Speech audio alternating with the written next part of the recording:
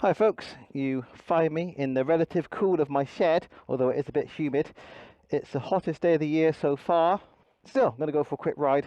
I've opened up all my vents, front, sleeves, back, I think I've got them all. So it should be fairly relaxing. And, you can't see it, but I'm taking the broth. So let's go riding. Oh, this feels good. So we've got a bit of cloud cover, so the sun's not blazing down on me, so this is quite good news. Because it was so hot, I wanted to do the minimum of faffing, the minimum of effort setting up my recording equipment. Apologies if it's a bit ropey. I do worry that my audio is going to be clipping because I've plugged my microphone straight into my mobile phone, and I can't control the audio level then. The problem is the audio level's a bit too hot, a bit too high really. So I have to talk calmly, which I won't. And when it gets windy, I'll naturally want to talk louder, and I think that might cause problems with the audio, but just have to suck it and see, won't we? Only one camera as well. Hello, 360 camera. I do want to put my rucksack on and my GoPro 10 with all the extra weight of that.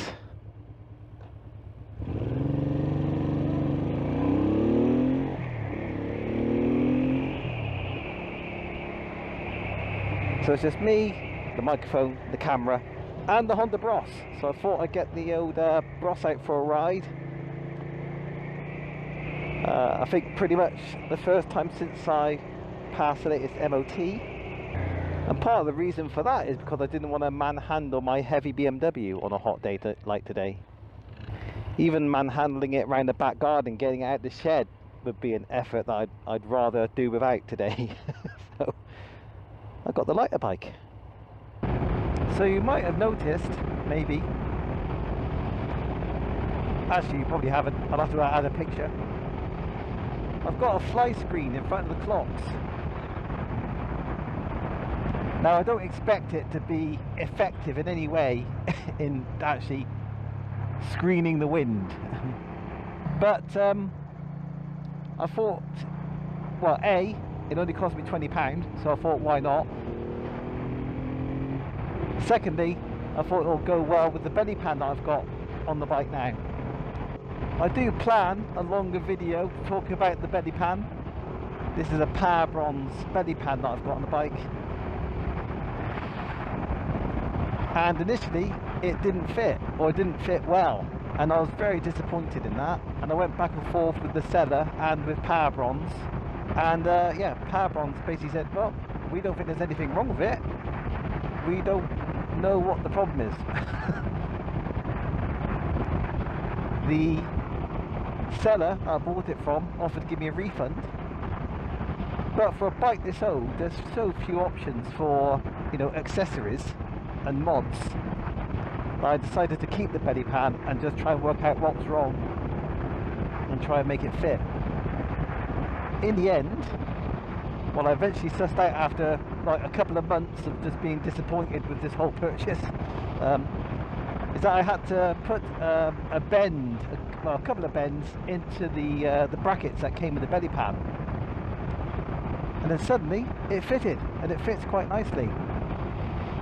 So ultimately I'm really happy, but just frustrated that it didn't fit straight away and it needed a bit of work. And I had to work out what that work was. And then I thought, well, if I got a belly pad on, then I need some sort of headlamp fairing, you know, just something on top to balance it out, I think. It looked okay as it was, with the belly pad and just the headlight stuff. But at the same time, it looked a little bit unfinished. So like I said, the fly screen was only 20 quid. And it's not very good. The quality of the plastic is very poor. It's the same sort of plastic that you would find in a washing up bowl from something like Home Bargains. And it needs painting really. The natural, well, I don't know if it's a natural black colour, but the black colour is just not a convincing shade, not a convincing quality. So it really needs painting as well. But basically, oh, also the fitting of it. It only bolts in two places. against the headlamp mount. So basically you can just push it forward, you can just tilt it around the two mounts on the bottom, and the whole thing could basically cover the headlight. It's really badly designed, but other than that it's okay. Like the rest of this bike, passable at a distance. I should probably call this bike Project 5 Pinter. Oh, sorry, Bros. I'm so sorry. But yeah, unfortunately with this bike, I've only got myself to blame. The closer you inspect it, the worse it looks. Right, at the moment then, temperature check. Well, I haven't actually got a thermometer on board. I have it on my phone, but I'm not going to bother with that. It is probably late 20s Celsius, 27, 28 Celsius. The air is warm, the wind is warm. I don't feel much of a cooling breeze through the jacket, but it's okay. You know us Brits, we're moaning about anything, and yeah, this weather, this heat, potentially is a bit too much to ride in for us pale Brits. What else can I tell you about? Bedford Autodrome. Well, I've already published one video from one of the earlier sessions, and that's when I still had two cameras on the motorbike. So what happened in the morning, I had my Insta360 1X on the back of the bike, and that did a pretty good job. It was affected by vibration somewhat, the picture's not the smoothest, but it did a good job of recording what was happening behind me and in front of me. That's why I like a 360 camera so much. You could choose where you want the camera to be looking after the fact. So the 360 camera was doing a back view and a forward view just past on my right hand side. But for some reason, and it probably was down to those vibrations, it stopped recording properly towards lunchtime, and after lunchtime it wasn't recording, or it started recording.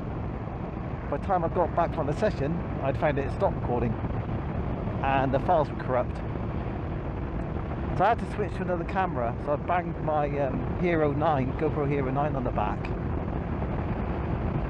And unfortunately, in the last session of the day, and I think pretty much the last lap, that fell off the bike. The camera mount broke, and I was stupid enough not to secure it with a lanyard. So yeah, I lost the camera. But the folks at Bedford Autodrome found it. They found it on track or in the grass or in the weeds somewhere. They sent it back to me, and I put a little clip on. Basically, it's just the external case that's damaged, and I think the camera survived, which I just cannot believe it. Must have been doing a good 70 miles an hour when it came off, something like that. I was on the brakes though, so it didn't come off at VMAX at full speed. And most of the footage is intact as well. Unfortunately, the bit that I was really looking forward to, the bit where the camera actually came off the bike, that bit didn't get recorded. I guess what happened was, when the camera came off, it got subjected to such a beating that the GoPro kind of stopped recording instantly. So I lost that bit of a file, I think. And then because the camera stopped recording, it then turned itself off. So when I got the camera back and turned it on, I still had 60% of battery left in it. I thought it'd be totally flat. Oh.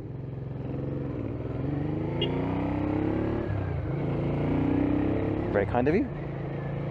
So the important thing is that the camera survived, and almost as important is I have got some footage that I can use now for one of the afternoon sessions. I think it was the last session, 7th session. So I'll put together yeah, a session video out of that sometime soon.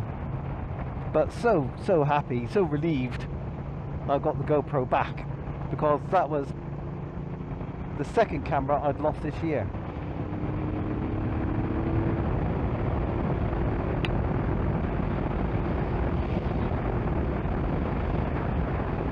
Yeah, I never heard anything about the Insta360 1X that I lost at Donington. off the back of the R1. But yeah, lesson learned. And I've got another camera kind of hanging in the wind. I'll definitely be putting a lanyard on. Which does beg the question, why haven't I got a lanyard on this one? But I trust the mount on this one, and we're not going very fast. And at least, unlike a rear camera, I'll see this one if it starts to loosen or come off. Now I did have dreams this year when I got my redundancy payment of buying a third motorbike, kind of an off-road capable machine. But ultimately, I spent too much money. I haven't got enough money now to really consider committing to a deposit on a new bike or buying a half decent second-hand bike, which is a shame. But I made my choices, and I didn't waste my money. Well, I didn't waste most of it.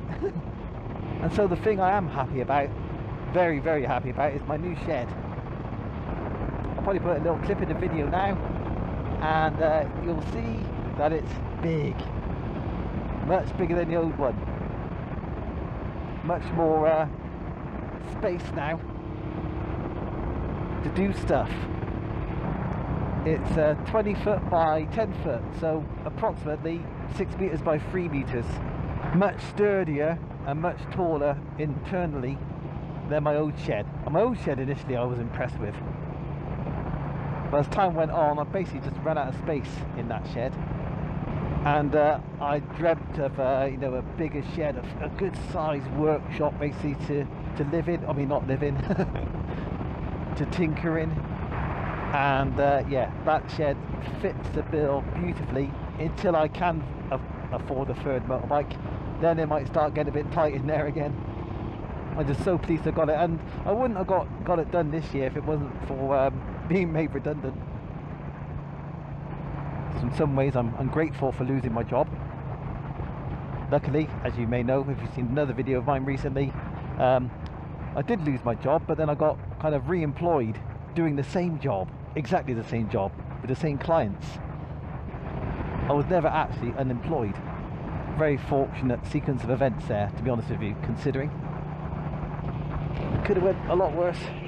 Right, got to bring the sun visor down now, sorry to be a bit antisocial. Just making sure I'm not holding anybody up. Going 50 miles an hour, just under 60, and it feels a bit wrong.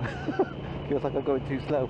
But that's all part of Project Smell the Roses. This bike was supposed to be modified so I'd slow myself down. That's why I've got these handlebars on the bike. More upright, less racy, more relaxing, and hopefully that will encourage me to slow down. And that's what I'm doing right now. So I mentioned that, yeah, Bedford Autodrome, I'll do a second video based on that. And I've got another video to make. Yesterday I visited IWantToWheelie. Where was that? Fimmere Airport, Fimmere Airstrip, something like that. It's somewhere approaching Silverstone Circuit. And the proprietor, Paul, he is actually the father of the owner of Thornton 100 motorcycles, Jody.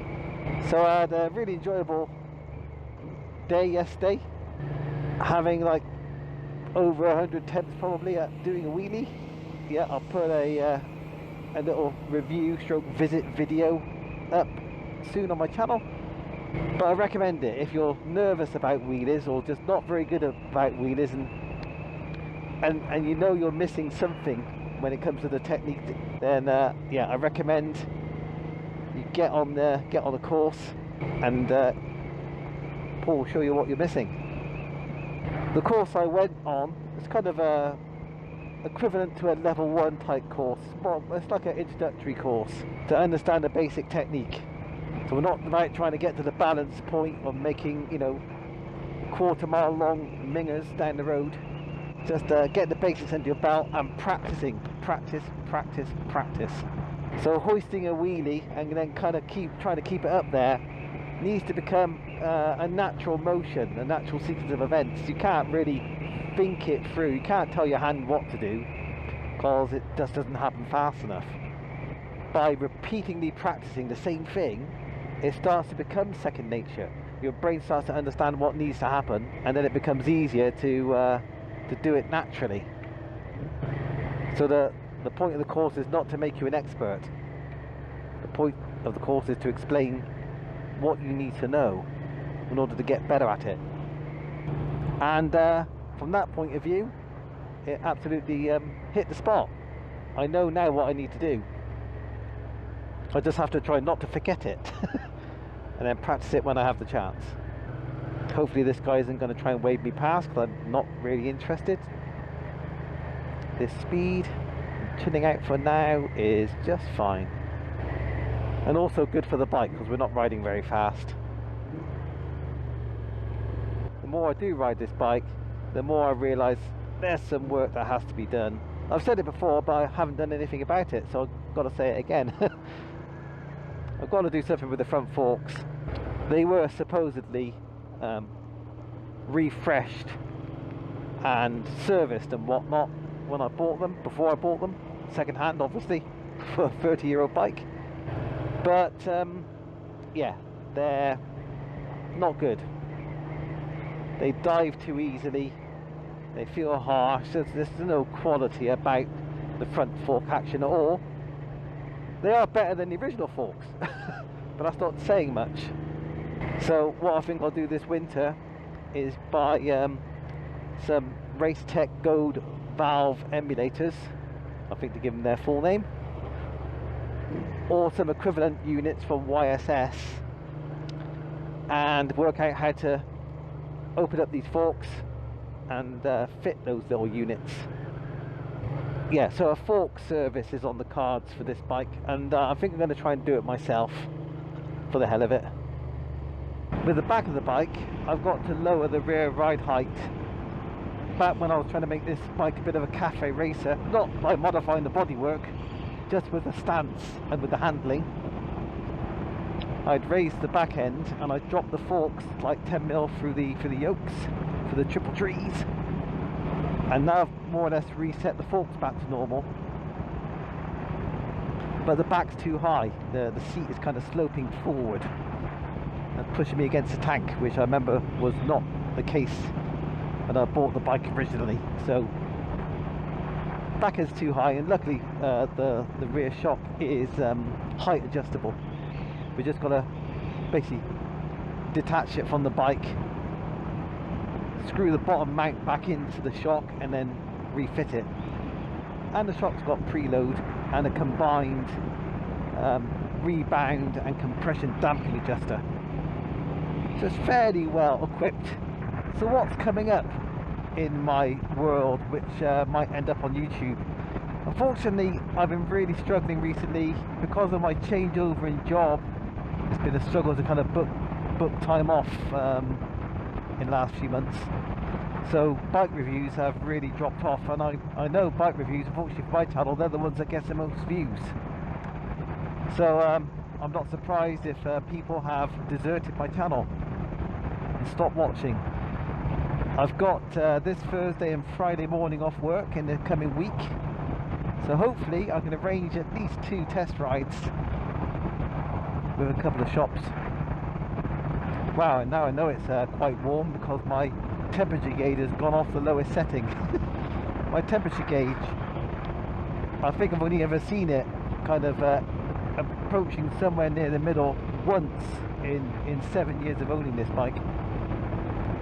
That was just when it was kind of ticking over for a long time in the back garden. I have 2 more track days to go this year. In August I'm going to Alton Park for the first time ever. I've never even visited the track, let alone done a track day. And there was the option when I booked it of paying an extra £25 for some extra tuition. I got no idea what that extra tuition will be, what form it will take, but I thought it would give me a little bit of a leg up to get around the track in a reasonable time, so I opted for that. And then sometime in September I'm back at Donington again. Good old Donny. And hopefully, you know, put into practice some of the things I've learnt in the previous few track days in terms of racing lines, track positioning, trail braking, and so hopefully I'll improve on the 1 minute 57 that I've done so far on the big beamer. Nymphsfield motocross circuit somewhere near me, Stroud in Gloucestershire. I've got a Yamaha motocross day. I can't quite remember the date of that off the top of my head. Mid-range. Oh, I do love this bike. I'm just so glad that the bike does justice to the pictures I fell in love with back in the early 90s when I first saw this machine.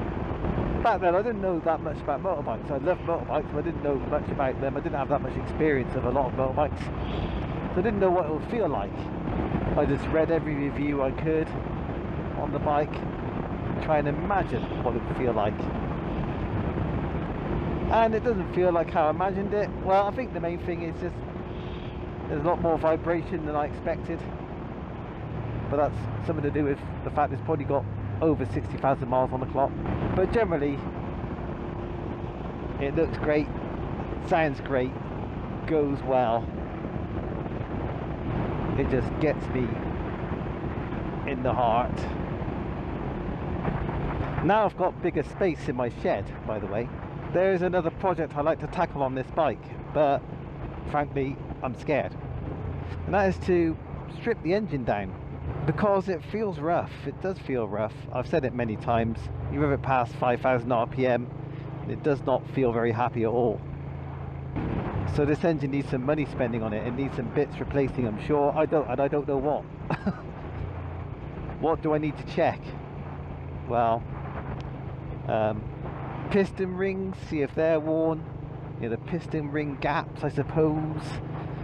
Measure the bore, see if that's within spec. Inspect the valves and the valve seats, all that sort of thing. I was going to do that when I last stripped this bike, but I ran out of space in the shed and I just ran out of talent. Full stop. So, but I've got more space to work with in my new shed in Ricky Tang's chop shop. Then this winter I might just get the engine out again and have a good route around. It does need attention, I think. Otherwise I'm basically running it into the ground. I'd love to find somehow, you know, a lovely low mileage engine to stick in this bike, but the chances are very slim that that will happen. These bikes second hand are going for decent ones, well over £2,000 now. Could of course argue that, you know, I should be looking at the gearbox, crankshaft. I seriously haven't got the talent for that sort of stuff, and I haven't got the money to have someone else do it either, so I suspect all that stuff will be left well alone, as frustrating as that might sound to some of you. Even the horses are under the trees here, they ain't messing about, they know what's up. Too dang hot. So, little look around at the Bros now. Now I've got the belly pan on. I'm very pleased. Oh, let's just see if it's melted. No, I think it's survived. Took a bit of messing about with the brackets to keep everything away from the hot bits. Can't see the other side. The other side was the problem side, but I could show you that in a different clip. So that's all sorted now. Here's a little fly screen. You'll love this. Look at this. What a load of cheap tat. But it's okay, I will come up with another bracket that keeps it in place. But for now, yeah, it's pretty rubbish. But it looks okay. For 20 quid, can't really argue. So looks decent enough. Let's have another look from a distance. Overall, sorry if it's too windy. Overall, pretty happy with the look of the bike on a budget. I think the belly pan, 130 quid I think. Like I said, 20 quid for that. Bike is looking pretty mean. Yeah, I like it. My mobile phone, my smartphone that was doing the voice recording duties, that's down to 2% battery now. So that's pretty much done. I've stopped it. So thanks for hanging out with me, and I'll see you in another video soon. Take care, ta-da!